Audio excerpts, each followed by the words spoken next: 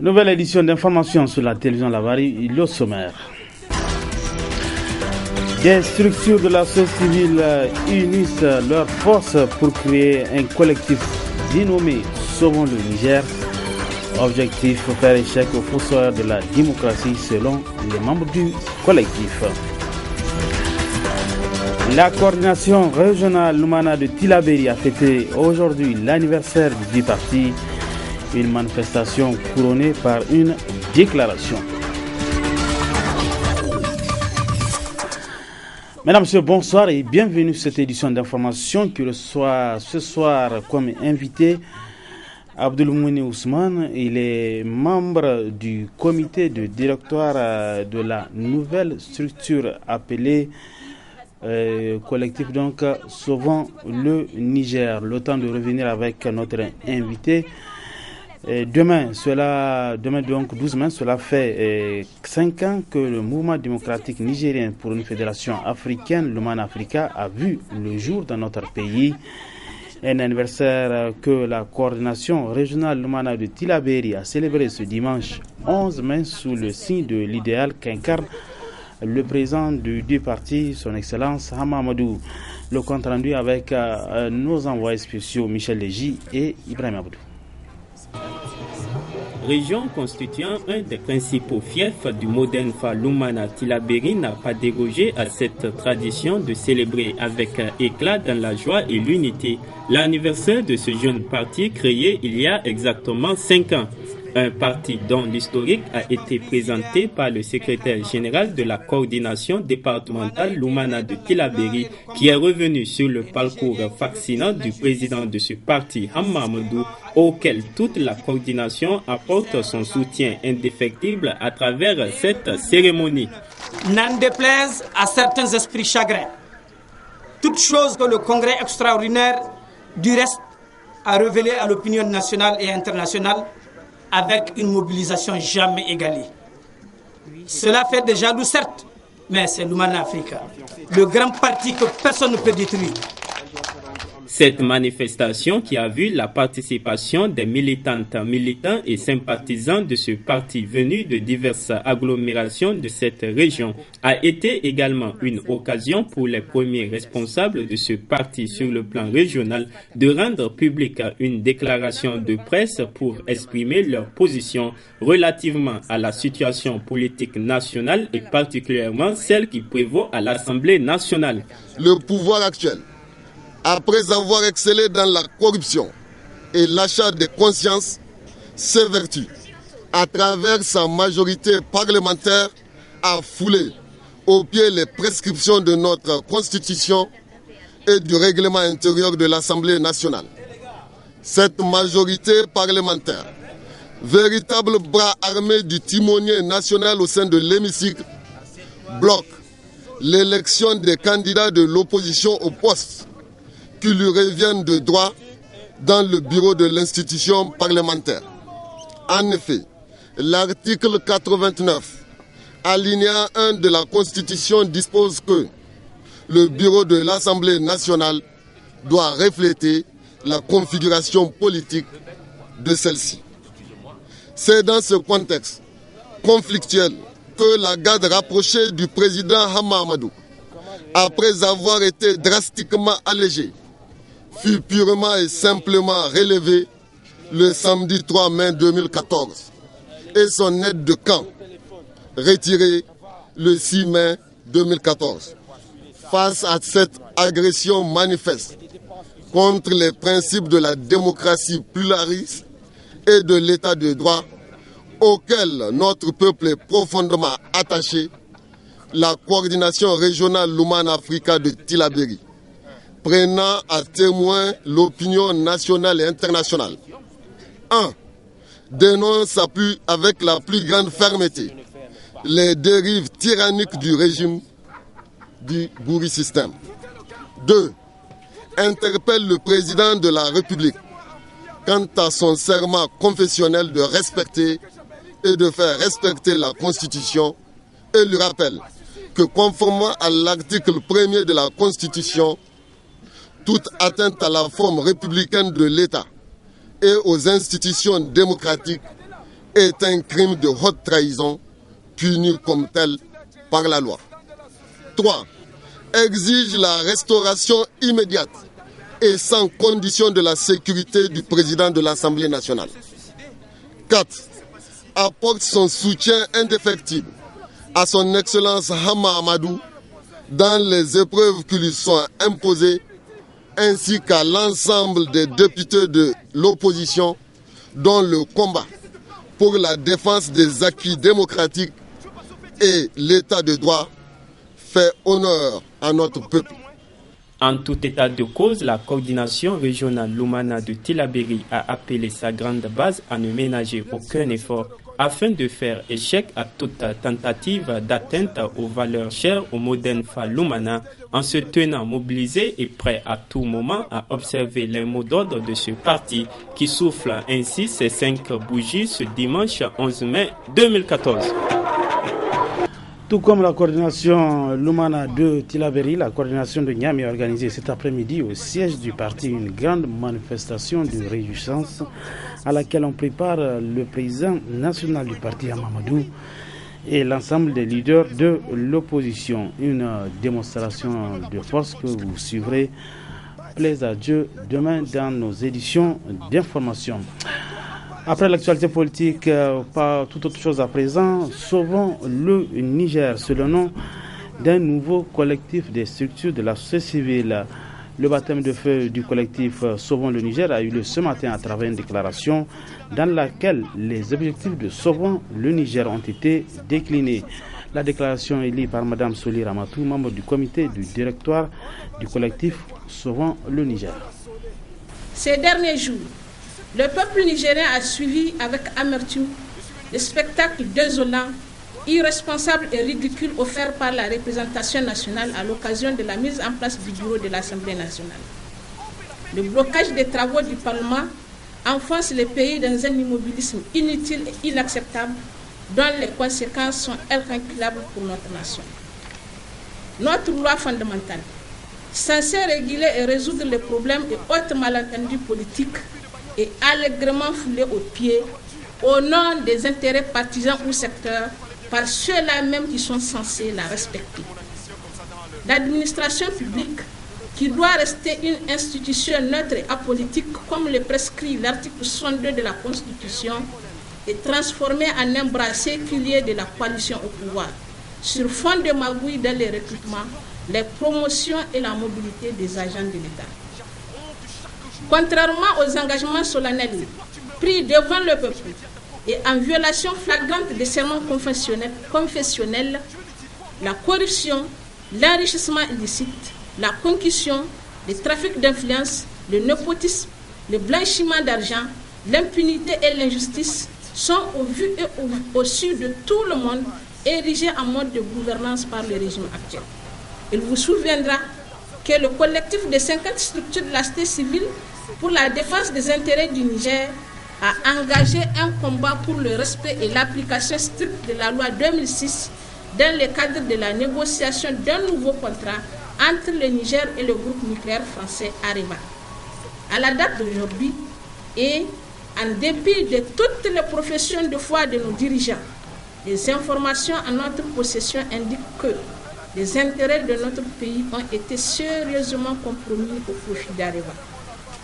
Par ailleurs, depuis que notre pays a fait son entrée dans le cercle des pays producteurs de pétrole, les autorités semblent engagées dans un endettement à outrance pour la réalisation de projets de prestige naturellement très souvent éloignés des besoins réels des populations et qui n'ont parfois aucun caractère structurant pour l'économie du Niger qui, faut-il le rappeler, est essentiellement tirée par les secteurs ruraux.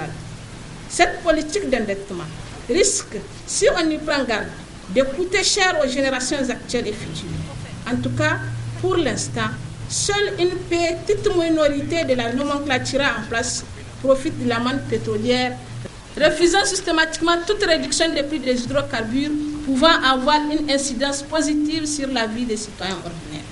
Aujourd'hui, au moment où les politiciens se donnent un spectacle, les populations de notre pays sont éprouvées par l'insécurité alimentaire, la cherté de la vie, notamment les prix des produits de première nécessité et le coût des loyers, les coupures intempestives d'eau et d'électricité, la dégradation des services publics de santé et d'éducation. En dépit de la gravité de la situation sociale du pays, nos responsables politiques, toujours égaux à eux-mêmes et nullement soucieux de l'intérêt général, se proposent d'augmenter le nombre de députés de 113 actuellement à 171, s'il vous plaît, pour la prochaine législature. Ceci engendrera inévitablement la hausse des dépenses de fonctionnement de cette institution. Tous ces mots provoquent en ce moment une grogne sociale grandissante qui ne sera pas sans conséquence sur le quotidien des populations, mais aussi le fonctionnement des divers services publics. Depuis quelque temps, le front social est en effervescence. Les autorités actuelles trouvent un malin plaisir à signer des conventions et des accords avec tous les syndicats et sans jamais les respecter ni les mettre en œuvre.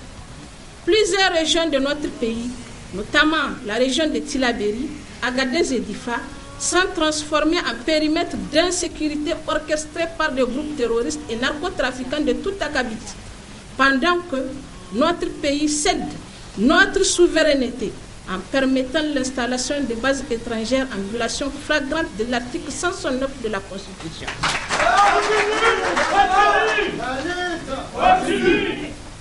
Au vu de tout ce qui précède, nous, structure de la société civile signataire de la présente déclaration, réaffirmons notre attachement aux valeurs républicaines et à la démocratie. 2. Rappelons au président de la République son serment coranique dans lequel il s'engageait à respecter et à faire respecter la Constitution. 3. Fustigeons le comportement irresponsable des députés et constatons qu'ils ne sont plus dignes de représenter le peuple nigérien.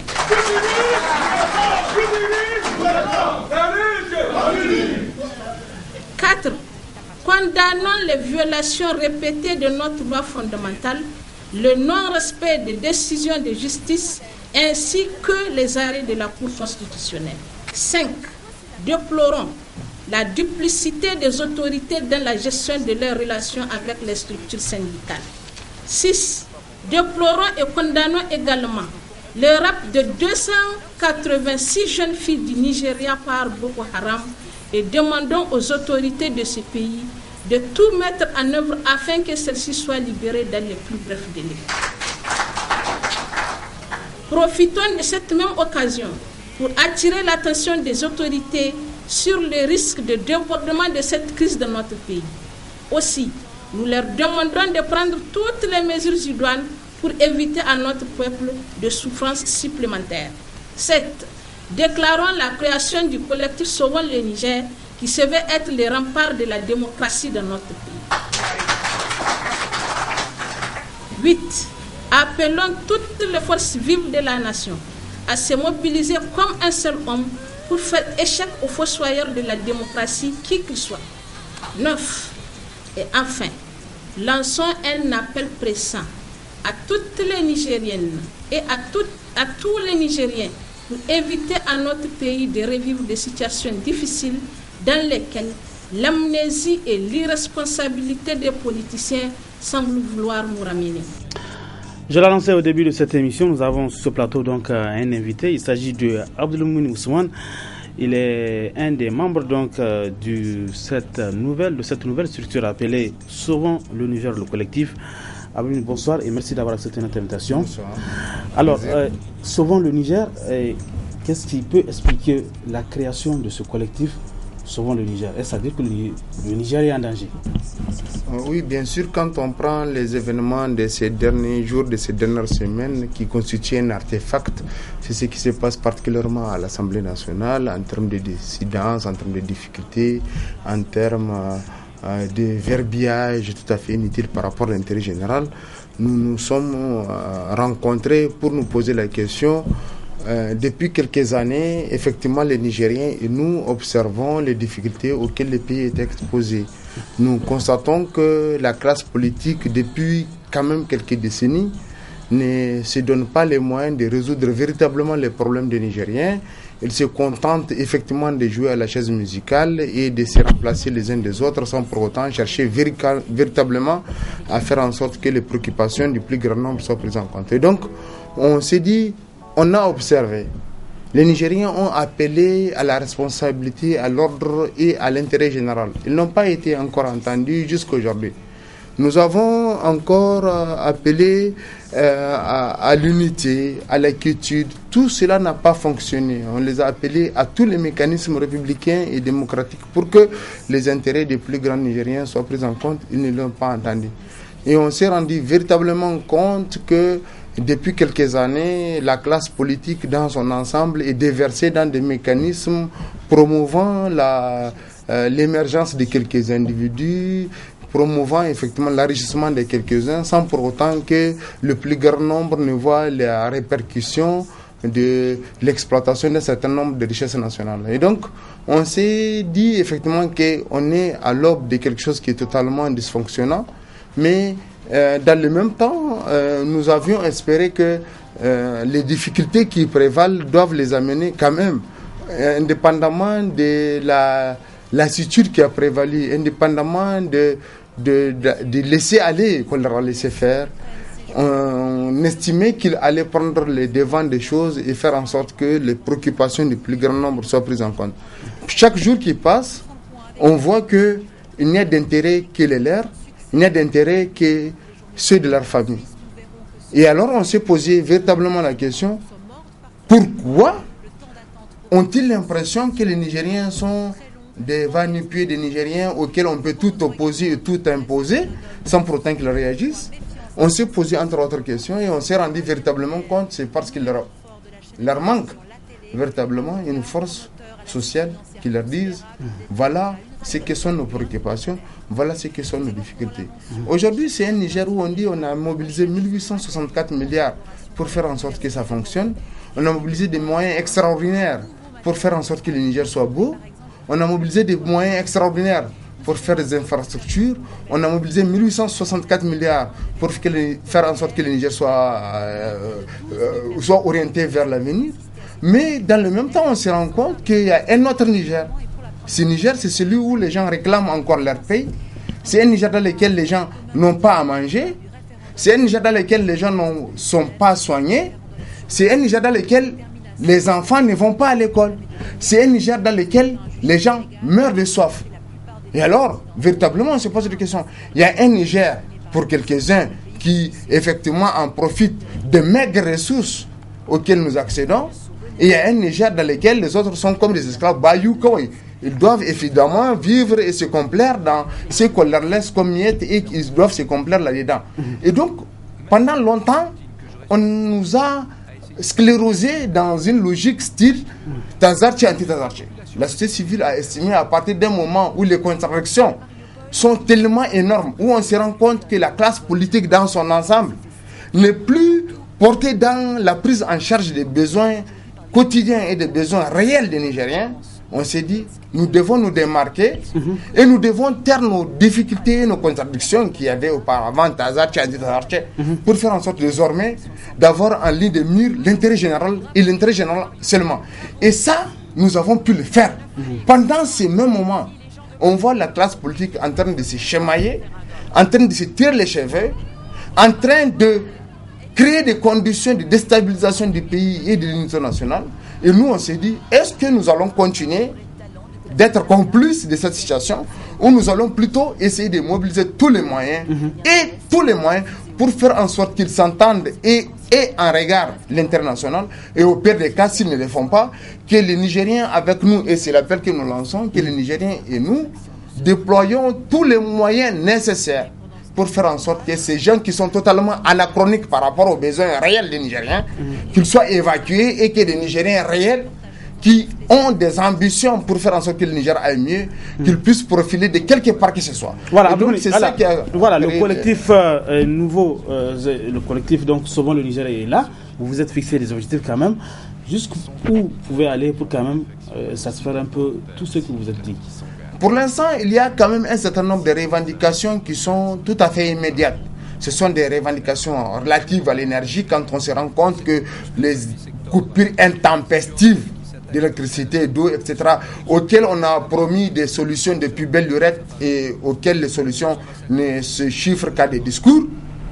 Quand on se rend compte réellement qu'un certain nombre d'engagements de pouvoir d'État par rapport à la sécurité alimentaire ne rencontrent que du vent, quand on se rend compte réellement que même le minimum éthique qu'il y a entre les responsables politiques est battu en brèche chaque jour davantage, et quand on se rend réellement compte que le politique, au regard des difficultés auxquelles il est confronté, il est en train de tirer la population nigérienne vers des travers totalement dangereux, nous devons alors en ces temps considérer qu'une classe politique a prospéré depuis la conférence nationale.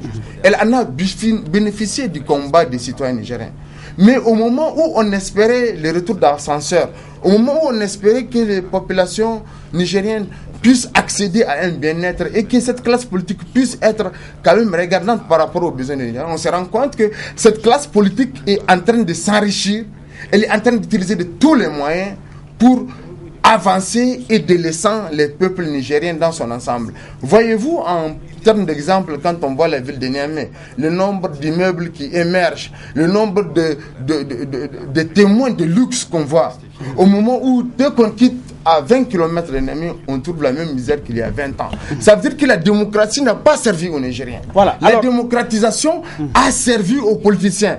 Et est-ce que fondamentalement, nous allons continuer à baisser la tête, nous, surtout la société civile, nous, Nigériens, à considérer que les politiciens ont les mains libres pour s'enrichir sur le peu de ce qu'on a et qu'elles puissent évidemment avancer au moment où nous lunons avec la misère. Alors, le collectif Sauvons le Niger, j'imagine que vous avez déjà une idée des activités que vous comptez mener.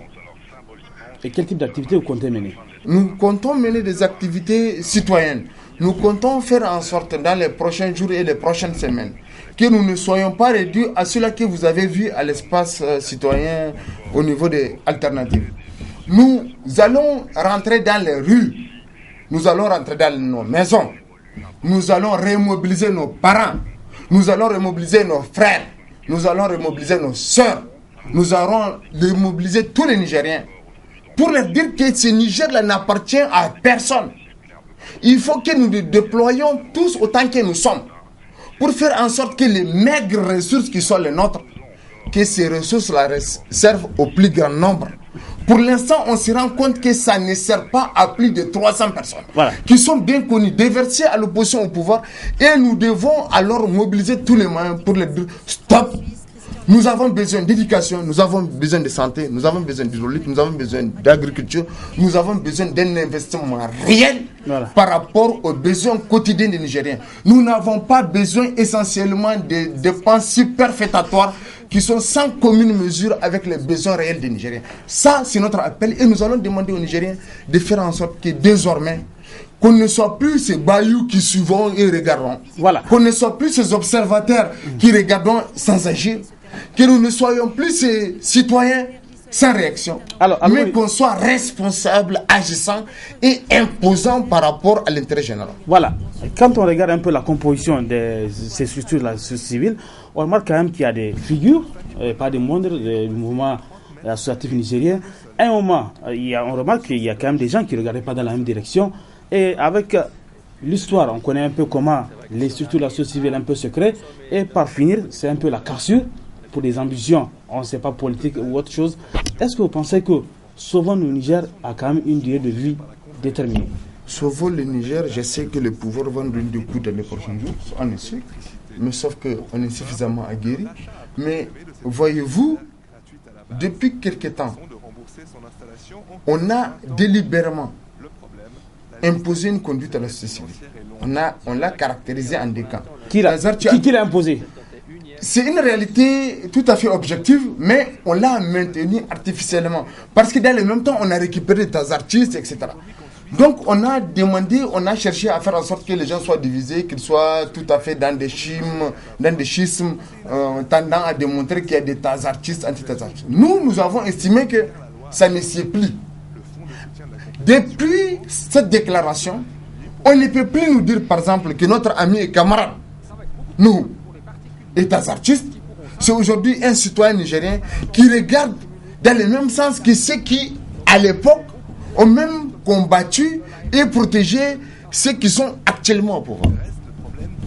Nous sommes un, parce que les précipices auxquels les hommes politiques nous conduisent nous imposent, à nous, acteurs de la société civile, de taire les contradictions qui sont secondaires et qui existaient entre nous pour les muer en force et faire en sorte que quel que soit l'homme politique qui se trouve au travers de l'intérêt général, que nous puissions avec l'ensemble des citoyens nigériens l'écraser, les faire remontrance par rapport à son incapacité et par rapport à son insuffisance. L'écraser, pas l'écraser, mais sur une bonne voie quand même. Je suis en train de dire... Non, les gars quand même. Non, pas l'écraser. Quand je parle d'écraser, c'est qu'en tant que démocrate et républicain, voilà, nous allons user de tous les moyens légaux, voilà, pour faire en sorte que cette personne, de quelque ordre que soit, que la personne soit à l'opposition ou au pouvoir, qu'elle soit remise à sa place, voilà, et qu'elle comprenne que nous ne soyons pas là pour l'intérêt de l'un ou l'autre, nous sommes là pour l'intérêt du Niger, voilà, et nous avons eu à terre nos difficultés propres, nous avons eu à terre les schismes qu'il y a eu auparavant, et désormais qu'ils comprennent véritablement qu'ils ne peuvent plus manipuler ou gérer tel ou tel autre. Aujourd'hui, nous cherchons à récupérer la crédibilité qui a été la nôtre. Nous cherchons à être un avec nos parents, frères et sœurs. Nous cherchons à faire en sorte que les populations nigériennes dans leur ensemble se disent que désormais nous avons des hommes et des femmes qui peuvent influencer une dynamique à même de promouvoir l'intérêt général. Voilà. Et l'intérêt général seulement. Voilà. Et donc, très sincèrement, le fait de nous dire qu'il y a eu des difficultés, ces difficultés, on les a transcendées. Que les politiques s'en inquiètent, qu'ils s'en inquiètent au pouvoir, qu'ils s'en inquiètent à l'opposition, qu'ils s'en rendent compte que désormais, nous allons faire en sorte que les préoccupations des Nigériens par rapport à la vie chère, par rapport aux difficultés quotidiennes auxquelles ils font face, par rapport à l'irresponsabilité manifestée à l'Assemblée nationale, par rapport aux difficultés sécuritaires auxquelles les Nigériens sont en face, par rapport à l'insécurité alimentaire, par rapport à la somme de difficultés auxquelles les Nigériens sont exposés, désormais, il y a un rapport. Voilà. C'est Sauvons le Niger. Voilà, merci Al-Mouni Ousmane. Je rappelle que vous êtes membre du comité directoire donc, de la nouvelle structure dénommée le collectif donc Sauvons le Niger, et bonne chance à Sauvons le Niger. Voilà la suite de ce journal avec cette cérémonie de vernissage officiel de l'enregistrement audiovisuel du Saint-Coran complet ce matin à l'Académie des Arts Martiaux de Niamey. L'enregistrement a été enregistré par Alarama Yahya Oubakar Sani, et plus de précisions avec nos reporters Cheb Yisso et Memouna Daouda. أعوذ بالله من الشيطان الرجيم بسم الله الرحمن الرحيم ألف لام را. Il s'appelle Yahya Aboubakar Sani. Il fait la fierté de l'islam. Cette cérémonie organisée en son honneur marque le vernissage officiel d'un enregistrement audio du Saint-Coran complet réalisé par ce dernier. Le CD exposé devant vous qui circule dans la salle s'inscrit dans cette logique et contribuera sans nul doute à votre réussite dans cette voie. Pour rendre aisé l'accomplissement de ce noble devoir aux 99% des Nigériens qui sont musulmans. L'ANACI réitère aux plus hautes autorités de notre pays une de leurs doléances restée constamment sans suite, à savoir la prise en charge de l'enseignement islamique, en particulier celui du Coran, par l'État. Dans son discours qu'il a prononcé, le ministre délégué à la décentralisation et aux affaires coutumières et religieuses n'a pas manqué de saluer cette initiative comme bien louable. Si je suis ici, c'est pour honorer cette cérémonie à laquelle j'attache une importance capitale. Monsieur Boubacar Yahya, je vous félicite et je pense que vraiment beaucoup de vos frères, beaucoup de nos frères vont vous emboîter le pas pour qu'un jour on revienne peut-être à une cérémonie de vernissage d'un plus grand nombre de jeunes Nigériens. Mesdames, Messieurs, je vous remercie. Les différents prédicateurs présents à ce vernissage autour du Saint-Coran ont à tour de rôle pris la parole pour expliquer à l'assistance les bienfaits de la lecture du Saint-Coran.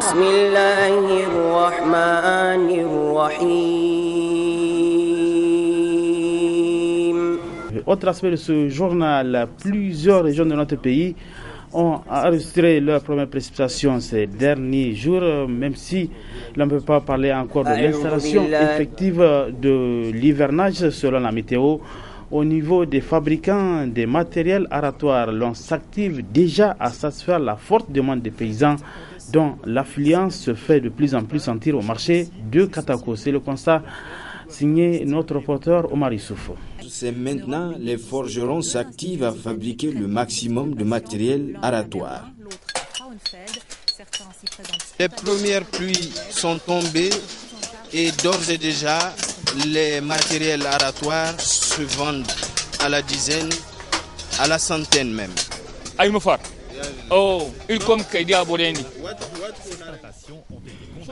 Voilà pour moi. Et maintenant, hop, au travail. Le village dans lequel j'habite, on a déjà commencé les travaux champêtres.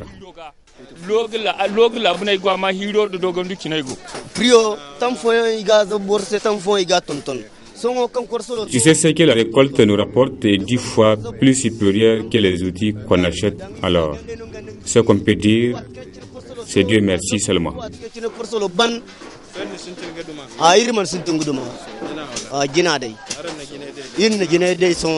Du côté de la fabrication jusqu'au point de vente, la demande est forte.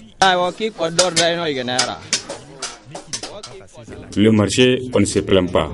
Nous pouvions vendre plus de 100 matériels par jour.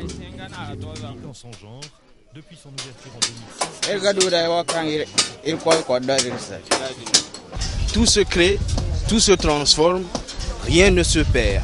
Notons que ces matériels sont fabriqués à base de vieilles jantes, de vieux tonneaux ou de vieilles carcasses de voitures. Du sport, coup d'envoi cet après-midi au Stade Général Séni Kountché de Niamey de la 3e édition du tournoi de football dénommé Shalom. C'est une initiative du bureau de la jeunesse de Niamey de l'église évangélique du Niger qui vise à créer un cadre de rapprochement entre les jeunesses chrétiennes et non chrétiennes. C'est parti pour la 3e édition du tournoi Shalom qui veut dire paix. Pour ce qui est de l'édition 2014, 2 disciplines sont retenues, le football pour les garçons et l'athlétisme pour les filles. Dans leur allocution, le secrétaire national et le secrétaire régional de la jeunesse de l'église évangélique du Niger ont mis en exergue les objectifs du Shalom. Shalom est un tournoi sportif annuel initié depuis 2012 par la jeunesse de l'ERN pour servir de cadre d'épanouissement des jeunes, de fraternité et de culture de la paix à travers la pratique du sport. Ce tournoi, facteur de stabilité sociale, vient contribuer au rapprochement entre les jeunes chrétiens et non chrétiens, afin de faire tomber les préjugés qui les éloignent. L'organisation de ce tournoi est la traduction de notre obéissance à l'endroit de notre Seigneur et Sauveur, Jésus-Christ, qui nous a recommandé d'être partisans de la paix. Le représentant du ministère de la Jeunesse et des Sports a salué l'initiative du Bureau régional de la jeunesse de l'Église évangélique du Niger de Niamey. Elle traduit également votre souci visant non seulement à créer un cadre de rassemblement, mais aussi et surtout une opportunité de consolidation de l'unité entre ces jeunes. Ces manifestations sportives qui se dérouleront pendant plusieurs jours à travers des compétitions de football et d'athlétisme démontrent une fois de plus l'intérêt que porte votre organisation pour la promotion, le développement de la paix et de l'unité entre les jeunes dans notre pays. Ainsi, du 15 mai au 15 juin 2014, les jeunesses chrétiennes et non chrétiennes vont se rencontrer en football et en athlétisme, tout en véhiculant le message de paix et de l'unité entre les filles et fils de notre pays. Toute chose pour le Bureau régional de la jeunesse de l'Église évangélique du Niger a apporté sa pierre à la consolidation de la paix au Niger. Fin de cette édition d'information. Merci à vous de l'avoir suivi. Bon début de semaine à tous. Bonsoir.